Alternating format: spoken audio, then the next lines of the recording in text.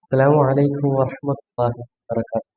بسم الله الحمد لله والصلاة والسلام على أشرف رسول الله وعلى آله وصحبه أجمعين.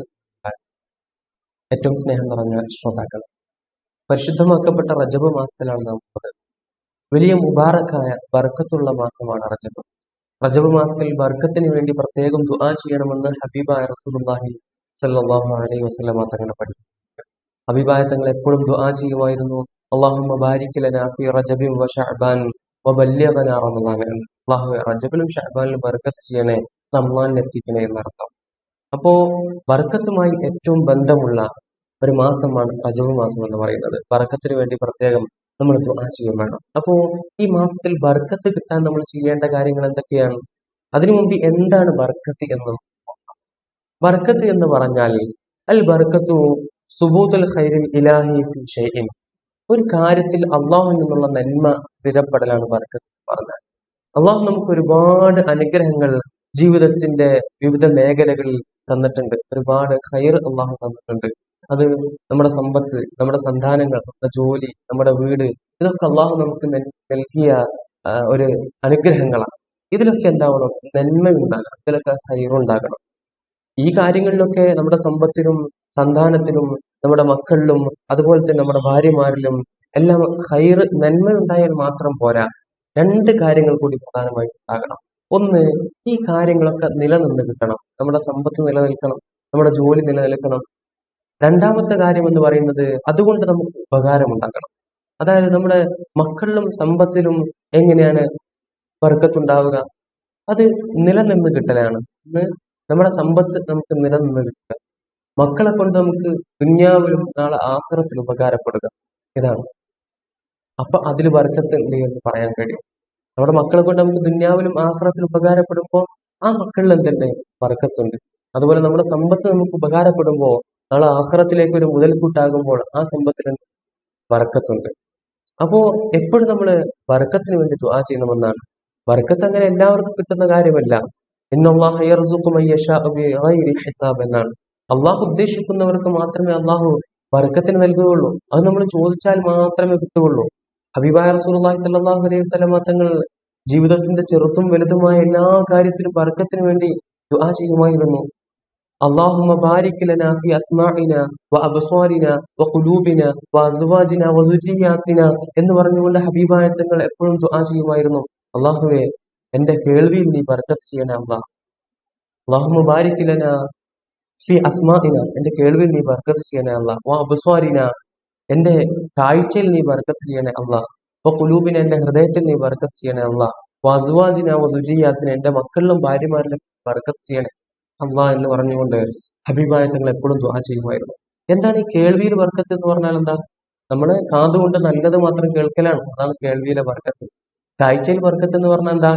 കാഴ്ചയിൽ ബർക്കത്ത് ഉണ്ടാകുമ്പോൾ നമ്മുടെ കണ്ണുകൊണ്ട് നല്ലത് മാത്രമേ കാണുകയുള്ളൂ. മക്കളിലും ഭാര്യമാരിലുള്ള ബർക്കത്ത് എന്ന് പറഞ്ഞാൽ നമുക്ക് ദുന്യാവിലും ആഖിറത്തിലും ഉപകാരപ്പെടുന്ന നല്ല മക്കളും ഭാര്യമാരും കുടുംബമൊക്കെ ആവലാണ്.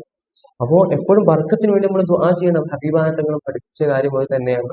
അതുപോലെ തന്നെ നമ്മുടെ കൃഷിയിലുള്ള ബർക്കത്തിനൊക്കെ ദുആ ചെയ്യണം. ഹബീബായ തങ്ങൾ എപ്പോഴും ദുആ ചെയ്യുമായിരുന്നു, അല്ലാഹുമ്മ ബാരിക് ലനാ ഫീ സമരിന വബാരിക് ലനാ ഫീ മദീനത്തിന വബാരിക് ലനാ ഫീ സാഇന വബാരിക് ലനാ ഫീ ദിന എന്നൊക്കെ പറഞ്ഞുകൊണ്ട്. അല്ലാഹുവേ, എന്റെ കൃഷിയിലും എന്റെ നാട്ടിലും അതുപോലെ തന്നെ സ്വാഹിലും മുദ്ദിലും അതൊക്കെ ഒരു കണക്കാണ്, അതിലൊക്കെ ബർക്കത്ത് ചെയ്യണേ എന്ന് പറഞ്ഞുകൊണ്ട്.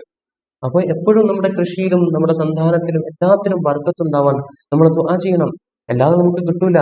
ഒരു ചരിത്രമുണ്ട്, പൂർവികരിൽപ്പെട്ട ഒരു മഹാനുഭാവൻ റിസ്കിലെ ബർക്കത്തിന് വേണ്ടി ഇങ്ങനെ ദുആ ചെയ്യുമായിരുന്നു. അപ്പോ റിസ്കിലെ ബർക്കത്തിന് വേണ്ടി ഇങ്ങനെ ദുആ ചെയ്തുകൊണ്ടിരിക്കുമ്പോൾ ആ മഹാന്റെ അടുക്കൽ ഒരാൾ വന്നുകൊണ്ട് ചോദിച്ചു, നിങ്ങൾ എന്തിനാണ് റിസ്കിലെ ബർക്കത്തിന് വേണ്ടി ദുആ ചെയ്യുന്നത്? നിങ്ങൾക്കറിയാമല്ലോ, റിസ്ക് എന്ന് പറഞ്ഞാൽ നമുക്ക് ആവശ്യമുള്ള വസ്തുക്കളൊക്കെ റിസ്ക്കാണ്. നമ്മുടെ ഭക്ഷണം നമുക്കുള്ള റിസ്ക്കാണ്. നമുക്ക് ജോലിയാണ് ആവശ്യമെങ്കിൽ അത് നമ്മുടെ റിസ്ക്കാണ്. അതുപോലെ നമുക്ക് സമ്പത്താണ് ആവശ്യമെങ്കിൽ അത് നമ്മുടെ റിസ്ക്കാണ്. നമുക്ക് എന്താണോ ആവശ്യമുള്ളത് അതൊക്കെ നമ്മുടെ റിസ്ക്കാണ്. അപ്പൊ റിസ്കിലെ ബർക്കത്തിന് വേണ്ടി ഇങ്ങനെ ദുആ ചെയ്യുമ്പോൾ ഒരാൾ വന്നുകൊണ്ട് ചോദിച്ചു, നിങ്ങൾ എന്തിനാണ് റിസ്കിലെ ബർക്കത്തിന് വേണ്ടി ദുആ ചെയ്യുന്നത്? റിസ്കിന് വേണ്ടിയല്ലേ ദുആ ചെയ്യുന്നത്, ദുആ ചെയ്യേണ്ടത് എന്ന് ഒരാൾ വന്നു ചോദിച്ചു. ആ സമയത്ത് ആ മഹാനുഭാവം പറഞ്ഞു കൊടുത്തു, ഇന്നല്ലാഹ ളമന റിസ്ഖ ലികുല്ലി ഹയ്യിൻ ഖലഖ. അള്ളാഹു സൃഷ്ടിച്ച എല്ലാവർക്കും അള്ളാഹു റിസ്ക്, അത് അള്ളാഹു ഏറ്റെടുത്ത കാര്യമാണ്. അള്ളാഹു ഏറ്റ കാര്യമാണ് എല്ലാവർക്കും റിസ്ക് എന്ന് പറയുന്നത്. അള്ളാഹു സൃഷ്ടിച്ച എല്ലാവർക്കും അത് അവൻ നൽകും. പക്ഷെ ബർക്കത്ത് എന്ന് പറയുന്നത് അള്ളാഹു ഏറ്റിട്ടില്ല. അത് അള്ളാഹു ഉദ്ദേശിക്കുന്നവർക്ക് മാത്രമേ അള്ളാഹു നൽകുകയുള്ളൂ. വലാക്കിൻ വലാക്കിന്നി അസ്അലുഹുൽ ബറകത ഫി റിസ്ഖി. അപ്പൊ റിസ്കിൽ എന്താണ് ബർക്കത്തിന് വേണ്ടി നമ്മൾ ചോദിക്കണം. ഫഹിയ ജുന്ദും ഖഫിയ്യും മിൻ ജുനൂദില്ലാഹി യുർസിലുഹാ ലിമൻ യശാ. അള്ളാഹു ഉദ്ദേശിക്കുന്നവർക്ക് മാത്രമേ അള്ളാഹു നൽകുകയുള്ളൂ. അത് അള്ളാഹുവിന്റെ അഭൗതികമായ രഹസ്യമായിട്ടുള്ള ഒരു കാര്യമാണ് ബർക്കത്ത് എന്ന് പറയുന്നത്. അഭൗതികമായ രഹസ്യമായ കാര്യമാണ് ബർക്കത്ത് എന്ന് പറയുന്നത്. അതെല്ലാവർക്കും കിട്ടൂല. അത് അള്ളാഹുവിനോട് ചോദിച്ചാൽ മാത്രമേ അള്ളാഹു നൽകുകയുള്ളൂ. അതിനുവേണ്ടി പ്രത്യേകം നമ്മൾ ദുആ ചെയ്യണം ബർക്കത്തിന് വേണ്ടിയിട്ട്.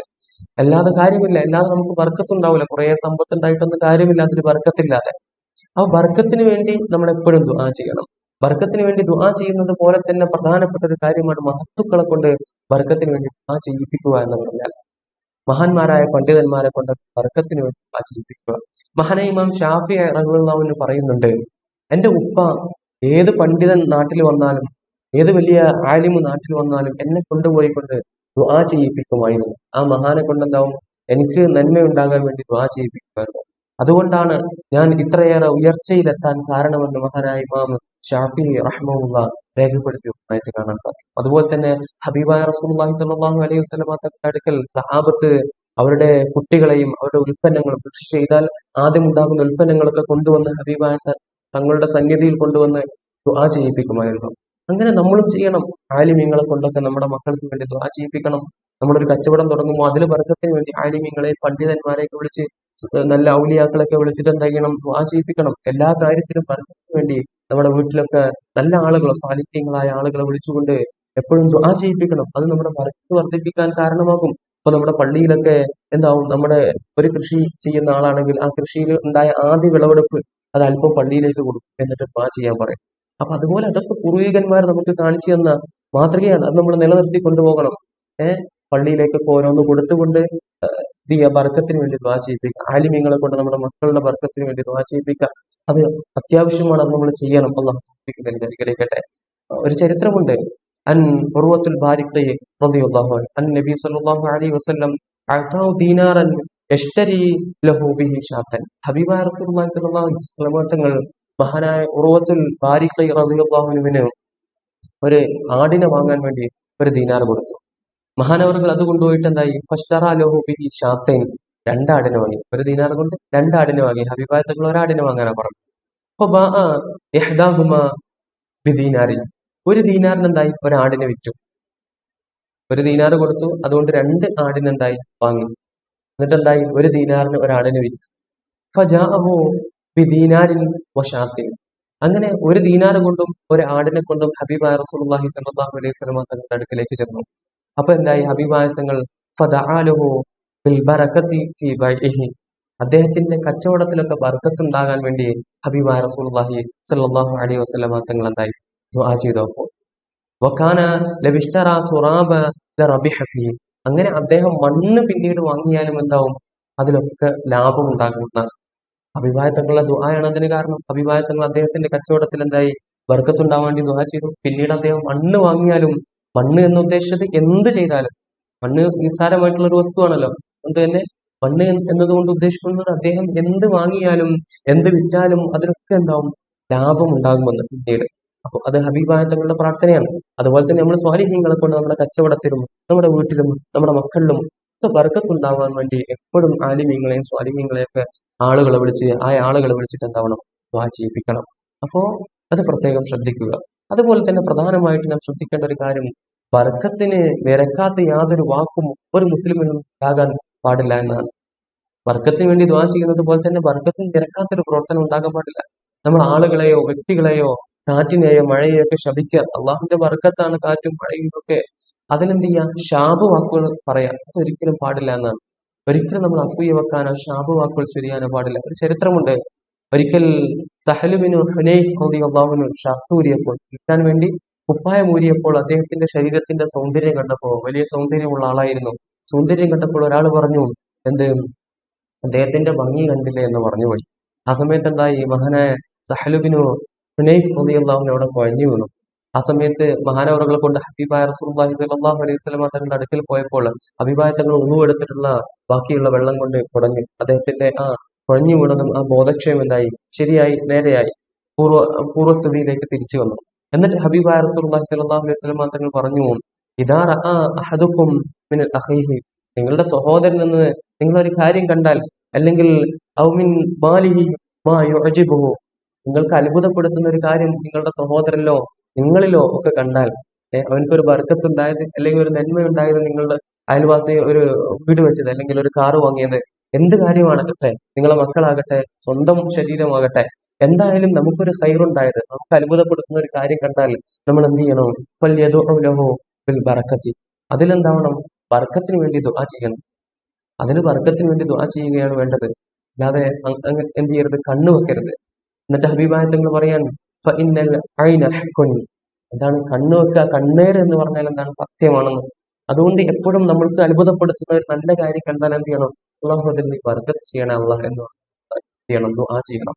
അല്ലെങ്കിൽ നമ്മൾ അതിൽ കണ്ണു വെച്ചാൽ നമുക്ക് എന്ത് കാര്യമാണ്, എന്തോ ഭംഗിയാണ് എന്നൊക്കെ നമ്മൾ പറഞ്ഞാൽ എന്താവും? അതിന് വല്ല അപകടവും സംഭവിക്കാൻ സാധ്യതയുണ്ട്. അത് കണ്ണേറ്, അത് പെട്ടെന്ന് ഫലിക്കുമെന്നാണ്. അപ്പോ കണ്ണേറ് സത്യമാണ്, ഹബീബായ തങ്ങൾ പഠിപ്പിച്ച കാര്യമാണല്ലോ. ഇൻഷാ അല്ലാഹ്. അപ്പൊ എല്ലാത്തിനും ബർക്കത്തിന് വേണ്ടി നമ്മൾ ദുആ ചെയ്യണം. ബർക്കത്ത് അള്ളാഹുവിന്റെ അബൗദികമായ രഹസ്യമായ കാര്യമാണ്. അത് ചോദിച്ചാൽ മാത്രമേ അള്ളാഹു നൽകുകയുള്ളൂ. അതുകൊണ്ട് അത് എപ്പോഴും ചോദിക്കുന്നവരാകണം. അള്ളാഹു തൗഫീഖ് നൽകി അനുഗ്രഹിക്കട്ടെ. അള്ളാഹു നമ്മൾ പറഞ്ഞതും കേട്ടതുമായ കാര്യങ്ങളെ സ്വാലിഹായ അമലായി സ്വീകരിക്കട്ടെ.